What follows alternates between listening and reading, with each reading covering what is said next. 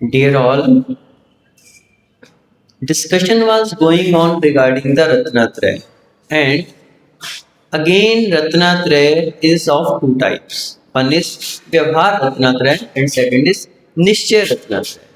So one is Vyavhar Ratnatraya and second is Nishchay Ratnatraya. Basically, Vyavhar Ratnatraya is a way and Nishchay Ratnatraya is the destination. As to achieve the destination, the way is necessary. Similarly, to achieve the Nishchay Ratnatraya, Vyavhar Ratnatraya is also necessary. And second thing is that as the way is not much important as the destination is important, because the way is for the destination. Similarly, Nishchay Ratnatraya is again important because if we adopt the way and does not achieve the destination, then it is useless to adopting the way, that is the Vyavhar Ratnatraya. So that's why the Vyavhar Ratnatraya, that is the way that is adopted to achieve the destination, that is the Nishchay Ratnatraya. बंधुओं, चर्चा चल रही थी रत्नत्रय की। हमने देखा कि रत्नत्रय यानी सम्यक दर्शन, सम्यक ज्ञान और सम्यक चारित्र, और तीनों अलग अलग नहीं बल्कि तीनों की एकता क्या है, वो मोक्ष मार्ग है। रत्नत्रय जिसे हम कहते हैं कि right knowledge, right believe and right conduct, these are all three things, but moksha marg, that is the way to salvation, is only one. तीनों अलग अलग होते हुए भी तीनों की एकता ही मोक्ष मार्ग है। जब तक तीनों की एकता नहीं होगी तब तक मोक्ष मार्ग की सिद्धि नहीं होती। और रत्नत्रय की जब हम बात करते हैं तो रत्नत्रय भी दो प्रकार का, एक निश्चय रत्नत्रय और एक व्यवहार रत्नत्रय। तो वास्तविकता में ये निश्चय रत्नत्रय और व्यवहार रत्नत्रय है क्या, कोई अलग अलग नहीं है, एक दूसरे के पूरक हैं। एक दूसरे के क्या हैं, पूरक हैं। जब तक व्यवहार रत्नत्रय को जीवन में धारण नहीं किया जाता तब तक निश्चय रत्नत्रय की प्राप्ति नहीं हो सकती। एक मार्ग है और एक मंजिल है, एक मार्ग है और एक मंजिल है, एक साधन है और एक साध्य है, एक कारण है और एक कार्य है। इतना ही अंतर है। जैसे आपको यदि दिल्ली जाना है तो दिल्ली जाने के लिए आप एक गाड़ी का सहारा लें। अब दिल्ली जाने के लिए आप गाड़ी का सहारा ले रहे हो तो वो जो गाड़ी है वो क्या है, वो साधन है, साधन है। उसके बगैर आप सोचो कि मैं दिल्ली पहुंच जाऊं, पैदल चलना शुरू कर दूं, तो बहुत समय लग जाएगा और हो सकता है कि आपकी इतनी क्षमता ना हो कि आप इतना चल सकें, तो आप पहुंच ही ना पाए। तो साधन का होना बहुत जरूरी है। साधन के बगैर साध्य की प्राप्ति नहीं हो सकती। लेकिन दिल्ली पहुंचकर अब आप कहें कि ये गाड़ी ने मेरे को दिल्ली तक पहुंचा दिया, ये गाड़ी मेरी बहुत उपकारी है, इस गाड़ी को तो मैं नहीं छोड़ सकता। अब आपका दिल्ली से महत्वपूर्ण वो गाड़ी अगर हो जाएगी तो आपका वो गाड़ी में बैठना भी निरर्थक हो जाएगा। क्यों? गाड़ी का उपयोग क्यों किया आपने? दिल्ली पहुंचने के लिए, और दिल्ली पहुंचकर भी आपने गाड़ी को नहीं छोड़ा, तो उस गाड़ी से प्रयोजन क्या रहेगा? उसी प्रकार से जो व्यवहार रत्नत्रय, वो व्यवहार रत्नत्रय निश्चय रत्नत्रय की साधना में एक साधन है। निश्चय रत्नत्रय को यदि आप प्राप्त करना चाहते हैं तो व्यवहार रत्नत्रय को अपनाना पड़ेगा। व्यवहार रत्नत्रय को, उसके बगैर आप निश्चय रत्नत्रय तक नहीं पहुंच सकते। क्यों? क्योंकि निश्चय रत्नत्रय क्या होता है? अभेद रत्नत्रय। निश्चय रत्नत्रय कैसा होता है? अभेद रत्नत्रय। वहां पर सम्यक दर्शन, ज्ञान और चारित्र तीनों एक साथ होते हैं। और व्यवहार रत्नत्रय क्या है? भेद रत्नत्रय। वहां पर सम्यक दर्शन के साथ सम्यक ज्ञान तो हो जाता है, लेकिन चारित्र भजनीय है। साथ के साथ भी आप धारण कर सकते हो और थोड़ा समय बाद भी धारण कर सकते हो। हो सकता है आज आपकी सबसे पहले क्या जरूरी है? सम्यक दर्शन। सम्यक दर्शन को कहा मोक्ष मार्ग की प्रथम सीढ़ी। जब तक सम्यक दर्शन अपने बीच में नहीं आया तब तक तो मोक्ष मार्ग शुरू ही नहीं हुआ। मंजिल की तरफ जब तक आपने मुख नहीं किया, मंजिल की तरफ आपने बढ़ना शुरू नहीं किया, दिशा जब तक आपकी सही नहीं है तब तक कभी मंजिल की प्राप्ति हो नहीं सकती। आपकी मंजिल दिल्ली और आप दिशा आपकी कौन सी है? बॉम्बे की तरफ। क्या कभी दिल्ली पहुंच पाएंगे? कभी नहीं पहुंच पाएंगे।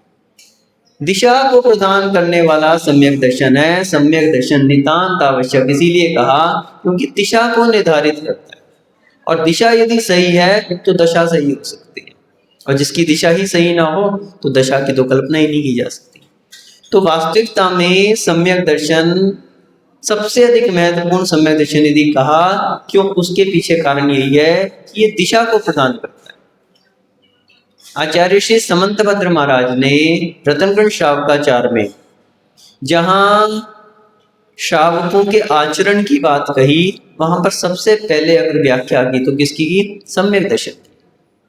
सम्यक दर्शन का सबसे अधिक महत्व बताया, सम्यक दर्शन की सबसे अधिक व्याख्या की कि ये सम्यक दर्शन 8 अंग से सहित और 8 मूर्ता, 3 मूर्ता रहित, 6 अनायतन रहित, 8 मदों से रहित, इस प्रकार से सम्यक दर्शन की विशद व्याख्या, एक एक श्लोक में एक एक अंग की व्याख्या, कहीं उसके बाद उनके उदाहरण देखे, फिर कहीं 6 अनायतनों की बात कही, कहीं 8 मदों की बात कही। ये सब क्यों इतना विस्तार से? फिर सम्यक दर्शन का महत्व, सम्यक दृष्टि कहाँ कहाँ जाता है, कहाँ कहाँ नहीं जाता, किस तरह के उच्च पदों को प्राप्त करता है, इतना सारा व्याख्या सबसे अधिक की तो किसकी की? सबसे पहले सम्यक दर्शन। क्यों? सम्यक दर्शन यदि आपका सही है, श्रद्धा यदि मजबूत है, तो आप एक दिन लक्ष्य को प्राप्त कर लेंगे। दिशा यदि सही है तो लक्ष्य तक पहुंच जाओगे, भले समय लग जाए, लेकिन निश्चित रूप से लक्ष्य को प्राप्त कर सकते। और यदि सम्यक दर्शन से भटक गए, सम्यक दर्शन से यदि आप भटक गए तो फिर 3 काल में भी पार होने वाले नहीं। चारित्र से भटका हुआ व्यक्ति एक बार को वापस, यदि सम्यक दर्शन मजबूत है, वापस चारित्र को धारण कर सकता है, लेकिन सम्यक दर्शन से जो भ्रष्ट हो गया वो तो कभी पार हो ही नहीं सकता। चारित्र को एक बार को दोबारा, किसी का चारित्र छूट गया और सम्यक दर्शन मजबूत है, वो फिर भी धारण कर लेगा, वापस धारण कर लेगा। किसी की समस्या हो सकती है, कोई किसी ने अंगीकार किया चारित्र को, हमारे यहाँ छेदोपस्थापना की बात कही, दोष लगते हैं, दोष लगते हैं तो वो सुधारे जा सकते हैं। छेदोपस्थापना का अर्थ यही है कि यदि चारित्र में छेद आ गया, चारित्र में कहीं दोष आ गया तो उपस्थापना है, उपस्थापना का प्रायश्चित का विधान है हमारे, वो हो सकता है। लेकिन दर्शन से कहीं भटक गया, सम्यक दर्शन से भटक गया, फिर कोई इलाज नहीं। दंसन भट्टा भट्टा दंसन भट्टस्य नत्थि निवानम, दंसन भट्टा भट्टा दंसन भट्टस्य नत्थि निवानम, सिद्धंति चरिय भट्टा दंसन भट्टा ना सिद्धंति। कितनी अच्छी बात यहां पर कही गई कि दंसन भट्टा भट्टा, बोले दर्शन से भ्रष्ट जो है वो वास्तविकता में भ्रष्ट है। जो सम्यक दर्शन से भ्रष्ट हो गया वो वास्तविकता में भ्रष्ट है। दंसन भट्टस्य नत्थि निवानम, जो दर्शन से भ्रष्ट हो गया, सम्यक दर्शन से जो भ्रष्ट हो गया, उसका निर्वाण कभी 3 काल में भी संभव नहीं। जब तक सम्यक दर्शन से वो भटका हुआ है, 3 काल में भी निर्वाण को प्राप्त नहीं कर सकता। सिद्धंति चरिय भट्टा, बोले चारित्र से भ्रष्ट हुआ तो एक बार को सिद्धंति, सिद्ध पद को प्राप्त कर सकता है, वापस चारित्र को धारण कर सकता है और चारित्र को धारण करके सिद्धि को प्राप्त कर सकता है। दंसन भट्टा ना सिद्धंति, जो दर्शन से भ्रष्ट है, सम्यक दर्शन से भ्रष्ट है, वो कभी सिद्धि को प्राप्त नहीं कर सकता। तो बंधुओं, आधारभूत यदि कुछ है तो वो सम्यक दर्शन, वो सम्यक दर्शन। और सम्यक दर्शन क्या है विनोद जी? सम्यक दर्शन क्या चीज है?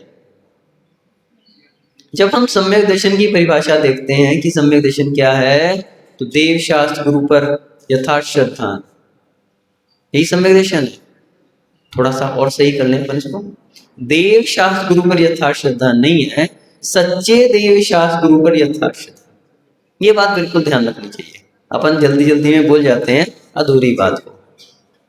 सच्चे देव शास्त्र गुरु पर यथार्थ श्रद्धान सम्यक दर्शन है। 7 तत्वों पर, 50 निकायों पर, ये सब क्या है? सम्यक दर्शन, यथार्थ श्रद्धा। ये एक परिभाषा होगी।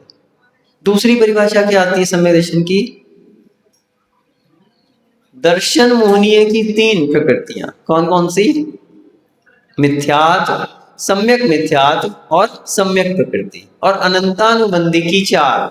अनंतानुबंधी क्रोध, मान, माया और लोभ। इन 7 प्रकृतियों के क्षय, उपशम और क्षयोपशम से, इनके क्षय, उपशम और क्षयोपशम से क्या होता है? शायिक, औपशमिक और शायोपशमिक सम्यक दर्शन। है समझ में? यह है कर्णान योग।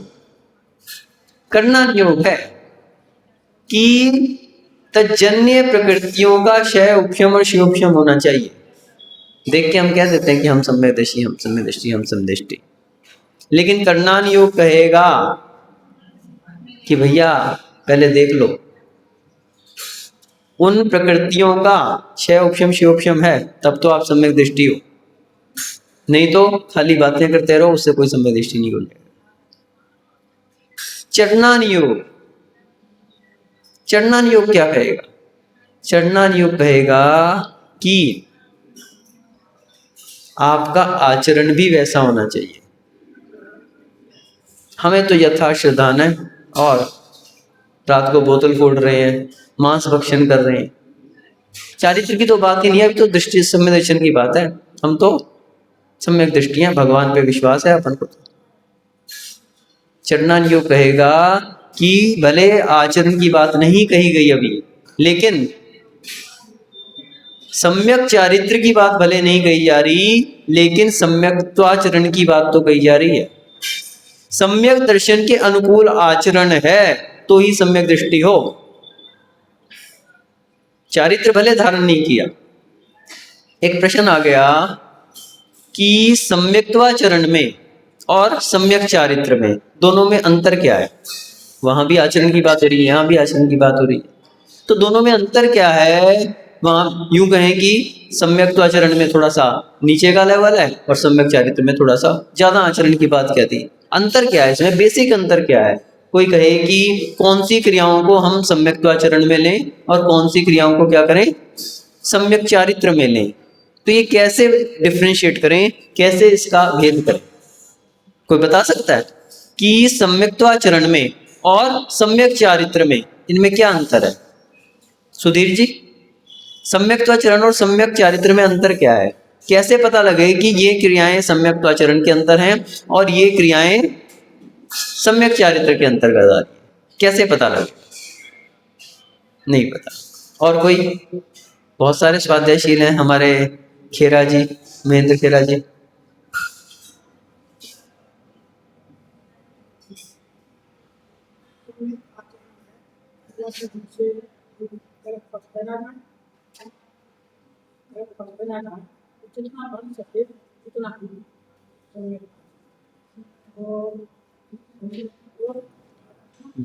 गलत पथ पे ना जाएं। अब गलत पथ पे ना जाएं तो एक अलग बात होगी। क्रियाएं कौन सी हैं ऐसी जिन्हें सम्यक्त्वाचरण में लिया जा रहा है और सम्यक चारित्र का अभी शुरुआत नहीं हुई? ऐसी क्रियाएं कौन सी हैं? देव दर्शन, गुरु उपासना आदि श्रावक के षट कर्तव्य हो गए। ये तो सम्यक्त्वाचरण की हैं, लेकिन हम डिफरेंशिएट कैसे करें कि यही क्रियाएं, कैसे पता लगेगा कि ये क्रिया सम्यक्त्वाचरण की और ये सम्यक चारित्र की? ये कैसे पता चलेगा? हो सकता है अपन देव दर्शन नहीं कर पा रहे, फिर भी सम्यक दृष्टि हो सकते हैं। मुनि महाराज हैं, विहार कर रहे हैं, अब विहार में मंदिर नहीं है, देव दर्शन नहीं हो पा रहा, क्या उनका सम्यक्त्वाचरण नहीं रहा? सम्यक दृष्टि नहीं रहे हो, फिर भी सम्यक दर्शन है। तो सम्यक्त्वाचरण और सम्यक चारित्र में अगर कोई भेद है तो वो क्या है? एक शक्ति की अपेक्षा रखता है और एक श्रद्धा की अपेक्षा रखता है। एक में शक्ति की अपेक्षा है और एक में श्रद्धा की अपेक्षा है। श्रद्धा के लिए शक्ति की आवश्यकता नहीं है। एक बीमार आदमी के अंदर भी श्रद्धा हो सकती है। जो सम्यक दृष्टि है वो किसी भी अवस्था में रहेगा, उसके शरीर की शक्ति हो या ना हो, उसकी परिस्थितियां कैसी भी हों, लेकिन श्रद्धा मजबूत होती है। और जो क्रियाएं श्रद्धा से संबंधित हैं, श्रद्धा से जिनका लिंक है, वो क्रियाएं उसमें स्वतः आती। इसीलिए सप्त व्यसनों का त्याग, 8 मूल गुणों को धारण करना, 5 उदंबर फलों का त्याग, मध्य मास मधु का त्याग, ये सब क्या है? सम्यक्त्वाचरण के अंतर्गत है। शराब का त्याग करने के लिए किसी को शक्ति का अपेक्षा नहीं चाहिए। जिसका देव शास्त्र गुरु पर यथार्थ श्रद्धान होगा, जिसने भगवान की वाणी पर श्रद्धान किया है, तो अभक्ष्यों का स्वतः त्याग करेगा। इसके लिए उसको कोई ऐसा नहीं है कि किसी के द्वारा प्रेरित करना पड़ेगा। और अगर वो नहीं है तो सम्यक दृष्टि भी नहीं है। क्यों नहीं है? क्योंकि इसमें कहीं शक्ति की अपेक्षा नहीं है। और सम्यक चारित्र जो है, सम्यक चारित्र में क्या है कि जो सम्यक चारित्र है उसमें शक्ति की अपेक्षा है। देश चारित्र को भी धारण करना है, प्रतिमा के नियम लेने हैं, सूले का भोजन करना पड़ेगा। वो परिस्थितियां आपके पास होनी चाहिए कि आप सूले के भोजन के लिए तैयार रह सको। आपको परिग्रह का परिमाण करना पड़ेगा, दिशाओं का परिमाण करना पड़ेगा, 12 व्रतों को अंगीकार करना पड़ेगा। ये सब शक्ति की अपेक्षा रखते हैं। ये देश चारित्र। और महाव्रत की तो बात ही अलग है। और वास्तविकता में चारित्र तो आचार्यों ने तो चारित्र महाव्रत को ही कहा है, देश चारित्र को चारित्र में नहीं लिया। आचार्य उमा स्वामी जी महाराज ने तत्वार सूत्र में जब चारित्र की बात कही तो क्या कहा? सामायिक छेदोपसापना परिहार विशुद्धि सूक्ष्म सांप्राय यथाख्यात्मिति चारित्र। देश चारित्र की बात ही नहीं की। जब चारित्र की बात की तो मात्र महाव्रतों को ही चारित्र कहा, देश चारित्र को तो लिया ही नहीं उसमें। लेकिन फिर भी कथाचित जब अपन देखते हैं, देश चारित्र को भी कथनचित चारित्र के अंतर्गत ले लिया। लेकिन जहां सम्यक्त्वाचरण की बात है, वो तो ना देश चारित्र है, ना ही पूर्ण चारित्र है। लेकिन फिर भी वो आचरण जरूरी है, अन्यथा आप सम्यक दृष्टि भी नहीं हो सकते। शक्ति की अपेक्षा वहां पर नहीं है। तो इसलिए सम्यक दर्शन। दूसरी बात, सम्यक दृष्टि मात्र ये क्रियाएं करना ही सम्यक दर्शन नहीं है। बहुत सारे लोग सोचते हैं, जैसा कि अभी महेंद्र जी ने बताया, देव शास्त्र गुरु की पूजा करना ही सम्यक दर्शन। सम्यक दर्शन की क्रिया तो है ये, लेकिन सम्यक दर्शन के लिए जहां पहली प्रतिमा की भी बात कही, वहां क्या कहा? सम्यक दर्शन शुद्धा संसार श्रीर भोग निर्विन्ना पंच महागुरु चरण शरण्यो दार्शनिक तत्पथग्रह्य। दर्शन प्रतिमा की भी जहां बात की, वहां पर क्या कहा कि सम्यक दर्शन से जो शुद्ध है और संसार शरीर भोगों से निवृत्त है। खाली दर्शन करना ही दर्शन प्रतिमा नहीं है। हम तो रोज जाते हैं, भगवान के दर्शन करते हैं, इतना मात्र पर्याप्त नहीं है। संसार से, शरीर से और भोगों से भी विरक्ति आवश्यक है। पंच महागुरु की शरण लेना आवश्यक है। अरिहंत सिद्धाचार्य उपाध्याय साधु की शरण में जाना आवश्यक है, उनकी वाणी सुनना आवश्यक है। तब कहीं जाके आपकी दार्शनिक प्रतिमा हो सकती है, तब कहीं आप दार्शनिक श्रावक कहे जाओगे। अभी पाक्षिक श्रावक की बात नहीं है, अभी और दूसरे सिर्फ दार्शनिक श्रावक की बात है यहाँ पे। अभी व्रति की भी बात नहीं है, चारित्र की बात ही नहीं है, अभी खाली दार्शनिक श्रावक, यानी जो दर्शन प्रतिमा को धारण किए हुए, जो सम्यक दर्शन से युक्त है। तो यहां पर भी क्या कहा कि जो चारित्र के लिए ललायित है, ये भी बात आवश्यक है। ऐसा नहीं कि अपन तो क्या है, सम्यक दृष्टि है, भगवान की पूजा करते हैं, देव शास्त्र गुरु की विनय करते हैं, सब कुछ करते हैं, महाराजों को आहार दान भी देते हैं, हम तो ऐसे ही अच्छे। यदि आपके अंदर चारित्र की ललक नहीं है, चारित्र की ललक नहीं है, तो भी आप सम्यक दृष्टि भी नहीं है। श्रीपाल जी ध्यान रख लेना, नायक हैं आप तो, सबको साथ लेके चलने वाले।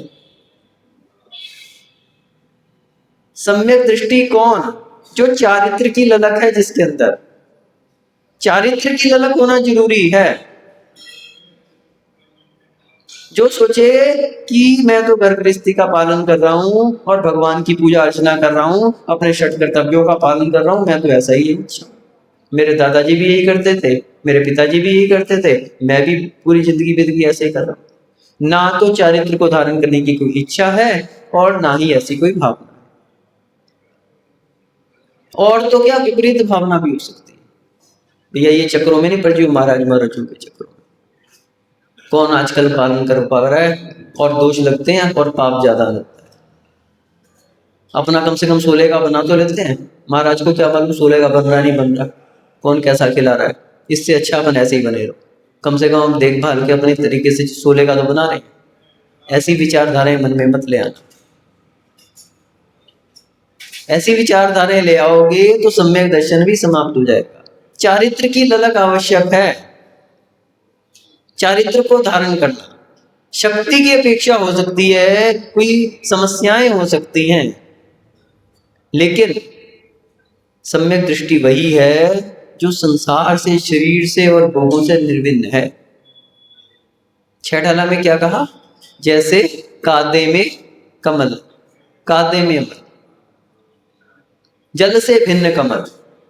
संसार में रह रहे हो लेकिन संसार में लिप्त नहीं हो, संसार में रहना नहीं चाह रहे तो सम्यक दृष्टि हो। अगर संसार में रहते हुए संसार में रहने की इच्छा है तो सम्यक दृष्टि नहीं हो। जल से भिन्न कमल है। कमल कब तक है? जब जल से भिन्न है। और कमल कहीं जल का स्पर्श कर ले सड़ जाएगा, कमल कमल नहीं रहेगा। ऐसे सम्यक दृष्टि संसार में रहना पड़ रहा है उसे तो सम्यक दृष्टि है वो। और अगर वो संसार में रम जाए, संसार में रहने की ही भावना बना ले, सम्यक दृष्टि भी नहीं है।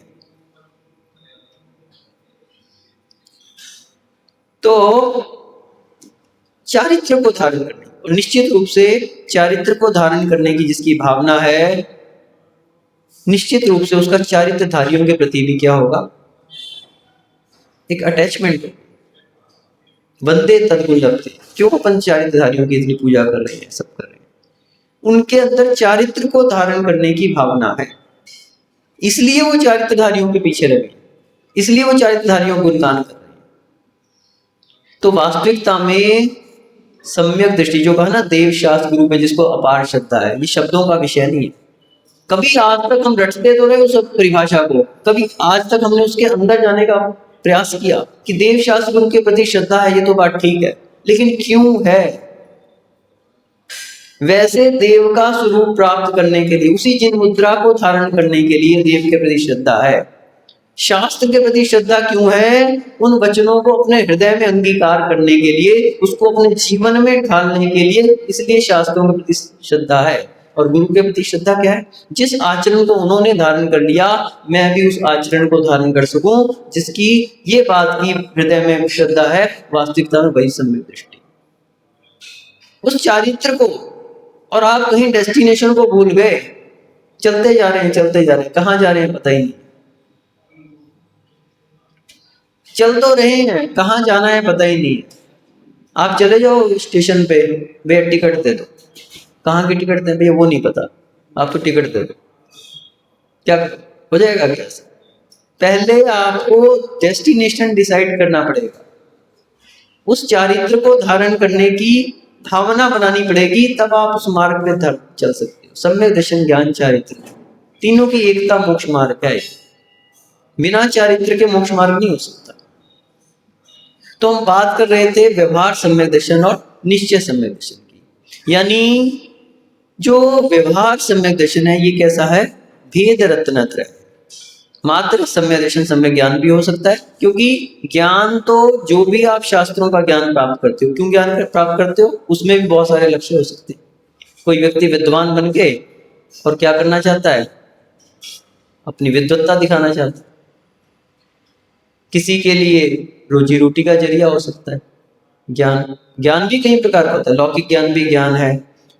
यूं तो प्रत्येक आत्मा के अंदर ज्ञान है, क्योंकि ज्ञान आत्मा का गुण है, तो प्रत्येक आत्मी ज्ञानी, प्रत्येक जीव, एक इंद्रिय जीव भी जो है ज्ञानी है। लब्धि पर्याप्त सूक्ष्म निगोदिया, वो भी ज्ञानी है, क्योंकि ज्ञान आत्मा का गुण है। जो पर्याय नाम का सबसे छोटा ज्ञान है, उस पर आवरण नहीं आ सकता, और आवरण आ गया तो आत्मा का ये भाव हो जाएगा, जीव का जीव बने के भाव, तो वो भी ज्ञानी है। लेकिन सम्यक ज्ञान की अपेक्षा मिथ्या ज्ञानी क्या है, वो अज्ञानी है, सम्यक ज्ञानी ज्ञानी है। चारित्र को जिसने धारण कर लिया, देश चारित्र को भी धारण कर लिया, वो सम्यक दृष्टि की अपेक्षा ज्ञानी है, क्योंकि ज्ञान वही जो आचरण में उतर रहा है। और सकल व्रतों को धारण करने वाले की अपेक्षा वो भी अज्ञानी है, देश चारित्र वाला। जो श्रेणी पे आरूढ़ित हैं, ध्यान में लीन सप्तम गुण स्थान में स्थित हैं, उनकी अपेक्षा छठे गुण स्थान वाले भी अज्ञानी, प्रमाद जिनके उसमें चल रहा है। तो इस तरह से हम देखते हैं केवल ज्ञान को प्राप्त करने वालों के अपेक्षा से सारा जगत ही अज्ञानी है। तो ज्ञान के बहुत सारे तरीके, बहुत सारी बातें, लेकिन जो बात हम व्यवहारिक ज्ञान की बात करते हैं, तो लौकिक ज्ञान भी होता है, जिसमें आप बहुत सारी पढ़ाइयाँ करते हो, कहीं अनेक प्रकार की विधाएं हैं, कोई डॉक्टर है, कोई इंजीनियर है, कोई सीए है, सब अपने अपने विषय में ज्ञानी। किसी को पुस्तकीय ज्ञान है, किसी को शास्त्रीय ज्ञान, शास्त्रीय ज्ञान, बहुत सारे शास्त्र पढ़ लिए, बड़ी बड़ी टीकाएं पढ़ ली, सब कुछ पढ़ ली, शास्त्रीय ज्ञान। लेकिन वो भी उसी काम में लगा हुआ है। जैसे एक लौकिक ज्ञानी डॉक्टर की पढ़ाई करके उससे अपनी कमाई कर रहा है, एक सीए ने सीए कर ली, वो उससे अपना काम करके कमाई कर रहा है, एक ने बहुत सारे शास्त्र पढ़ लिए, वो अच्छा प्रवचन करके वहां से अपना पेट पूरा कर रहा है। अंतर क्या रह गया? कोई अंतर नहीं रह गया। वो भी उसका क्या हो गया, लौकिक ज्ञान जैसे हो गया। ज्ञान का अर्थ है कि कम से कम भावना में उतरे, वो आध्यात्मिक ज्ञान को जन्म दे, उस वैराग्य को जन्म दे, तो वो ज्ञान जो है सार्थक है। हम बतलाते हैं एक विद्वान जिसने बहुत सारे शास्त्रों को पढ़ लिया, लेकिन यदि वैराग्य नहीं है तो उसको एक गधे की तुलना की, काहे की? गधे की। बस अंतर इतना है, गधा जो है वो पीठ पे बोझ लाद रहा है और वो अपने दिमाग पे बोझ लाजे, इतना अंतर है। जैसे उस गधे के ऊपर आप चाहे लकड़ी लाद दो, चाहे ईंटें लाद दो, चाहे रतन लाद दो, किसी का भी उसको कोई फायदा नहीं है। ऐसे ही विद्वान है, चाहे वो लौकिक शिक्षा को लिए हुए है, चाहे वो किसी प्रोफेशनल पढ़ाई को किए हुए, और चाहे वो शास्त्रीय विद्या को लिए हुए, तीनों का उसको कोई फायदा नहीं, क्योंकि वो उसके वैराग्य में कारण नहीं ना बना। जब तक उसके वैराग्य, अंदर का वैराग्य नहीं हो रहा, तब तक वो ज्ञान भी निरर्थक है। तो ज्ञान वास्तविकता में वही क्या है, जो आध्यात्मिक ज्ञान, लौकिक ज्ञान भी महत्वपूर्ण है, शास्त्रीय ज्ञान भी महत्वपूर्ण है, जब तक वो आध्यात्मिक ज्ञान को जन्म ना दे, और यही आध्यात्मिक ज्ञान केवल ज्ञान को प्राप्त कराने में कारण। और तीसरी बात जो सम्यक दर्शन की हमने कही थी, जितना भी आपने ज्ञान प्राप्त किया है, तो सम्यक दर्शन को इसलिए महत्वपूर्ण बताया कि वो सारा आपका लौकिक ज्ञान जो था वो सम्यक पने को प्राप्त हो जाता है। जैसे ही सम्यक दर्शन होता है तो सारा आपका जो ज्ञान अभी तक मिथ्या ज्ञान था, वो सम्यक पने को प्राप्त होता है, सम्यक ज्ञान हो जाता है, और यही सम्यक ज्ञान केवल ज्ञान को कराने में कारणभूत है। इसलिए सम्यक दर्शन महत्वपूर्ण है। और सम्यक दर्शन सम्यक ज्ञान साथ में हो गए, इसके बाद क्या है, चारित्र। तो वास्तविकता में ज्ञान हमने जो प्राप्त किया, सम्यक दृष्टि जो हम हुए, डेस्टिनेशन क्या है, लक्ष्य क्या है, उसी चारित्र को धारण करने का। वो चारित्र यदि हमने धारण नहीं किया, तब तक ये ज्ञान भी कोई काम का नहीं, वो सम्यक दर्शन भी कोई काम का नहीं, क्योंकि मंजिल वही है। गाड़ी में आप बैठे हो, दिल्ली पहुंच गए, जब तक गाड़ी को छोड़ोगे नहीं, गाड़ी उस मंजिल को प्राप्त नहीं करोगे, वो गाड़ी भी नहीं रुक सकती। साधन का महत्व तब तक है जब तक साध्य की प्राप्ति नहीं, और साध्य को प्राप्त करके यदि साधन में ही अटके रहो, तो भी उस साधन से कोई तात्पर्य नहीं। तो वास्तविकता में जो सम्यक दर्शन, सम्यक ज्ञान, सम्यक चारित्र को मोक्ष मार्ग कहा है, तीनों की एकता को कहा। और तीनों की एकता कहाँ होती है? ये तो था भेद रत्नत्रय, यानी व्यवहार सम्यक, व्यवहार रत्नत्रय। एकता कहाँ होती है? निश्चय रत्नत्रय, अभेद रत्नत्रय। वहां पर आप चाहे निश्चय सम्यक दर्शन कह लो, चाहे निश्चय सम्यक ज्ञान कह लो, और चाहे निश्चय चारित्र कह लो, एक ही बात है, क्योंकि तीनों एक साथ होते हैं। अभेद रत्नत्रय, अभेद रत्नत्रय का अर्थ है कि जिसने चारित्र को अंगीकार कर लिया और चारित्र को अंगीकार करके निश्चय रत्नत्रय में निश्चय सम्यक दर्शन यानी निज आत्मा का दर्शन, उसी में जो है श्रद्धान। व्यवहार में तो देवशान गुरु का श्रद्धान कर रहा था साधन का, और यहाँ पे साध्य की बात है, निज आत्मा का ही क्या करना, श्रद्धान करना, वो निश्चय सम्यक दर्शन, सम्यक ज्ञान, निश्चय सम्यक ज्ञान। निश्चय ज्ञान उसी आत्मा के जो जितने भी उसके गुण हैं उनके अंदर रम जाना, सम्यक ज्ञान, निश्चय सम्यक ज्ञान है। मैं क्या हूं, एक चित स्वरूपी चिदानंद आत्मा हूं, अनंत ज्ञान स्वभावी हूं, अनंत दर्शन स्वभावी हूं, चैतन्यमयी हूं, जड़ पदार्थों से सर्वथा भिन्न हूं। ये सब बातों का मनन चिंतन श्रद्धान और ज्ञान, ये क्या है, निश्चय सम्यक ज्ञान। और चारित्र उसी आत्मा में ही आचरण करना। अभेद रत्नत्रय को पाकर जो मुनिराज सप्तम गुण स्थान में आरूढ़ होते हैं, निश्चय चारित्र, एकमात्र निज आत्म तत्व में ही रमन करना, वो निश्चय चारित्र है। तो बंधुओं, वास्तविकता में रत्नत्रय लक्ष्य की प्रधानता से चल रहा है, साधन को भी साथ में लेके चल रहा है। साधन और साध्य दोनों का तालमेल है तो आप मोक्ष मार्ग को प्राप्त कर सकते हैं और मोक्ष की सिद्धि कर सकते हैं। यदि लक्ष्य को छोड़ दिया तो भी उस मार्ग से कोई फायदा होने वाला नहीं है। और जब तक मार्ग को नहीं पकड़ा, हम तो आत्मा को ही जानते हैं, कपड़े पहने मैं तो अपनी आत्मा में रम रहा हूं, मेरे को तो बहुत आनंद आ रहा है, मैं तो अनंत, कितना भी रटते रहो। जब तक व्यवहार धर्म नहीं है तब तक लक्ष्य की प्राप्ति हो नहीं सकती। साधन के बिना कभी साध्य की प्राप्ति तीन काल में संभव नहीं है। बहुत सारे लोग कहते हैं हमें तो आत्मानुभूति होगी, हमें तो परमानंद की प्राप्ति होगी, हम तो इतने समय से अभ्यास कर रहे हैं, ऐसा है वैसा है, बहुत अच्छा अनुभव होता है, हमें तो बहुत आनंद आता है जब हम बैठ जाते हैं, ऐसा वैसा। अरे गृहस्थी में कभी 3 काल में भी आत्मानुभूति नहीं हो सकती। चिंतन हो सकता है, अनुप्रेक्षाएं हो सकती हैं, लेकिन जो आत्मानुभूति है, स्वानुभूति जिसे कहा, परमानंद जिसे कहा, वो एकमात्र दिगंबर अवस्था में ही संभव है। कोई व्यक्ति आया, बोले महाराज मुझे तो बहुत समय हो गया अभ्यास करते हुए और अब तो ऐसी स्टेज आ गई है कि साक्षात आत्मा दिखने लगी। अच्छा, साक्षात आत्मा दिखने लगी? बोले क्या दिखता है आत्मा में?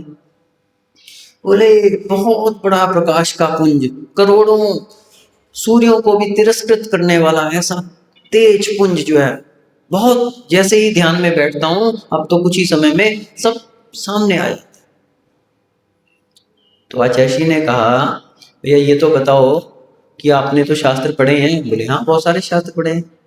तो ये आपने कहाँ पढ़ लिया कि आत्मा का जो है बहुत सारा तेज पुंज और ये सारी चीजें, बहुत अग्नि स्वरूप और ऐसा, ये स्वरूप आत्मा का आपने कहाँ पढ़ लिया?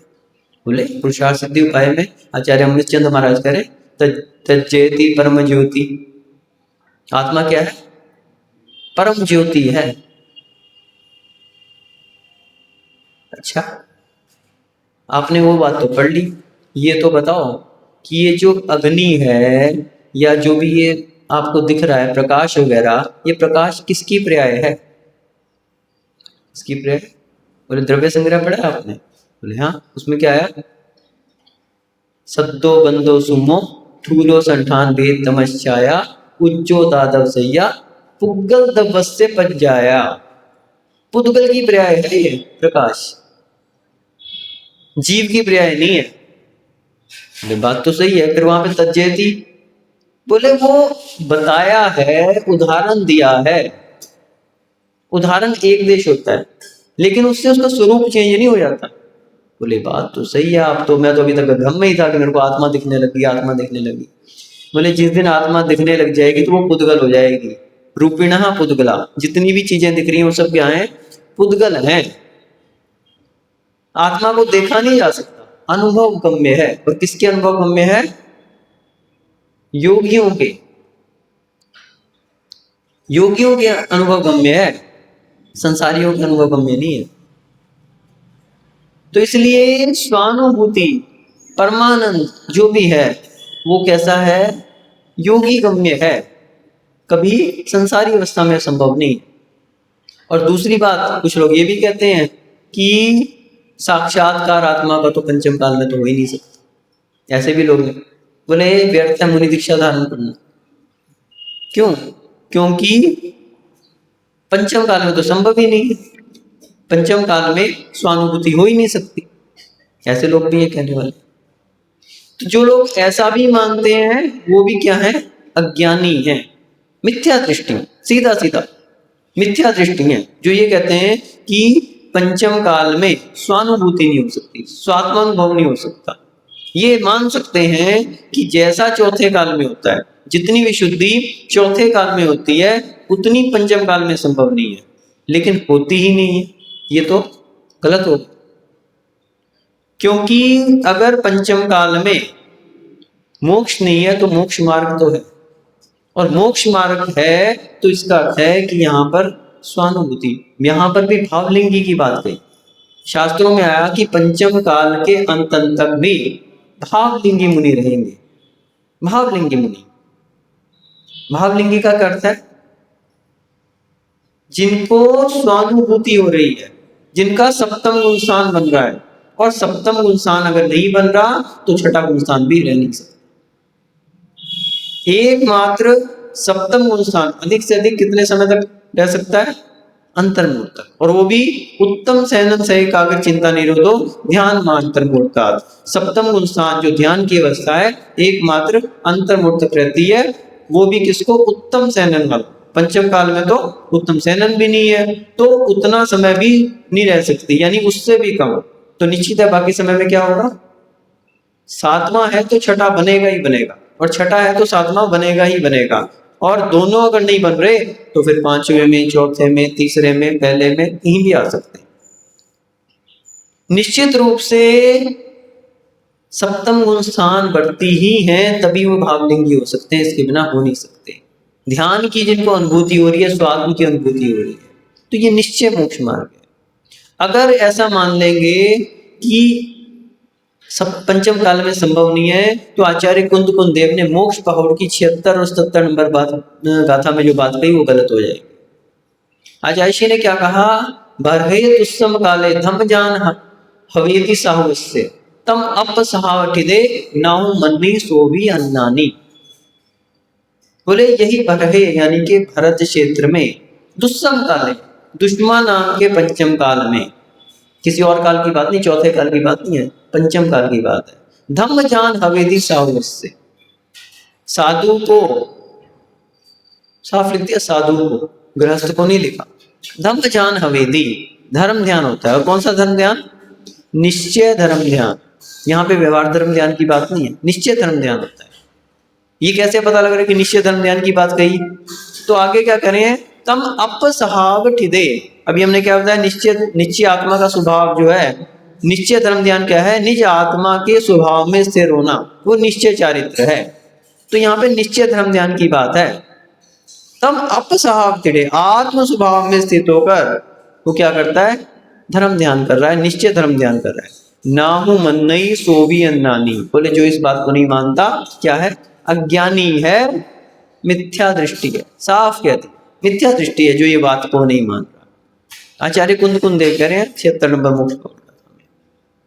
अज्जवी तीर्यन सुद्धा अप्पा झाई लहनवी लंदतम ए लोएतियम देवतम तच्चुआ निबुदम जंती। बोले आज भी तीर्यन सुद्धा, रत्नत्रय से शुद्ध, रत्नत्रय की बात है यहाँ पर, चारित्र साथ में है। अपानम झाई लहंदी दंतम, आत्मा का ध्यान करके, वही निश्चय धर्म ध्यान करके, लहदी दत्तम, भले मोक्ष नहीं मिल सकता लेकिन इंद्र पद को प्राप्त हो सकते हैं। लोयत्यम देवतम, पंचम स्वर्ग में लोकांतिक देव होते हैं। और तच्चुआ निबुदम जंती, वहां से चहकर मनुष्य भाव को धारण करके निबुदम जंती, निर्वाण को प्राप्त करते हैं। तो वास्तविकता में बंधुओं, जो ये रत्नत्रय की हम बात कर रहे हैं, निश्चय और व्यवहार की। व्यवहार से ही निश्चय धर्म ध्यान की प्राप्ति हो सकती है, और निश्चय धर्म ध्यान की प्राप्ति का लक्ष्य लें तो ही व्यवहार धर्म हो सकता है। यदि निश्चय धर्म ध्यान को, उस आत्मानुभूति को, स्वात्म को पाने की ललक नहीं है, तो आपका व्यवहार धर्म ध्यान भी नहीं है। जो कुछ भी कर रहे हो उसका कोई फायदा नहीं। ललक होनी चाहिए, प्राप्त हो या ना हो, वो इच्छा भावना होनी चाहिए अपने अंदर। और जो सोचे कि हमारा तो काम यही पूजन पाठ है, यही अभिषेक है, यही तक हम सीमित है और अंत तक जीवन के अंत तक भी यही करते रहेंगे, वास्तविकता में इसका कोई औचित्य नहीं है। क्योंकि जब तक आपने लक्ष्य को निर्धारित नहीं किया, आपका मार्ग का प्राप्त करना भी कोई उसका उपाय, उसका कोई फायदा नहीं है उस मार्ग का। क्योंकि जब तक आपको लक्ष्य भी पता नहीं, डेस्टिनेशन का ही पता नहीं, तो निश्चय रूप से जहां हम जो भी क्रियाएं कर रहे हैं, भावना हर समय ये कहनी चाहिए कि हमने क्या कहा ना, भक्ति का फल मैं चाहूं निज पद में विश्राम। वो निज आत्म का स्वरूप, वो आत्मानुभूति मुझे भी हो, भले जीवन के अंतकाल में। आज अगर अपन नहीं धारण कर सके, भावना ये रखो हर समय कि भैया अंतकाल में भी हमें पीछे कमंडल मिल जाए, और खाली पीछे कमंडल नहीं मिले, सप्तम गुण स्थान में आरूढ़ होकर उस निज पद में भी विश्राम कर सकूं, भक्ति का फल मैं चाहूं। ये भावना लेके यदि आप पूजन कर रहे हैं, और अगर लौकिक भावनाएं लेके पूजन कर रहे हैं कि हमारे घर परिवार अच्छा चलता रहे, दुकान अच्छी चलती रहे, कैसे हो? मिथ्या दृष्टि, साफ बोल में मिथ्या दृष्टि। भगवान की पूजा करते हुए, श्रद्धा करते सब कुछ, देवों के अंदर देखो, सभी देवता भगवान की पूजा करते हैं, सभी देवता, लेकिन सम्यक दृष्टि भी करते हैं, मिथ्या दृष्टि भी करते हैं। सभी देवता देवशास्त्र गुरु यानी कि जिनेंद्र भगवान की पूजा करते हैं, लेकिन वो जो मिथ्या दृष्टि है वो क्या करते हैं? कुल देवता मान के करते हैं, जिनेंद्र देव को कुल देवता मान के। उसी प्रकार से आप भी भगवान की पूजन कर रहे हो, ये मत सोच लेना कि हम लोग भगवान की पूजा करते हैं, हम नियम से सम्यक दृष्टि है। यदि लौकिक प्रयोजनों को लेकर पूजा कर रहे हो, मिथ्या दृष्टि हो। और यदि उस आत्म तत्व की प्राप्ति के लिए निज पद में विश्राम, उस भावना से पूजा कर रहे हो, उस भावना से दर्शन कर रहे हो, उस भावना से सारे क्रियाएं कर रहे हो, सम्यक दृष्टि। इसलिए आपको स्वयं अपना निर्णय करना है कि हम सम्यक दृष्टि हैं अथवा मिथ्या दृष्टि हैं। आप अपने जीवन में उस व्यवहार रत्नत्रय को, सम्यक दर्शन और सम्यक ज्ञान को अपनाकर, सम्यक चारित्र को भी धारण करके, इस व्यवहार रत्नत्रय के द्वारा निश्चय रत्नत्रय की प्राप्ति करके अपनी आत्मा की स्वानुभूति का अनुभव कर सकें, और अपने निज पद में विश्राम कर सकें, और अपने जीवन को सफल बना सकें। इस भावना से जबली परम पूज्य गणाचार्य श्री 108 विराट सागर जी महामुनि राज की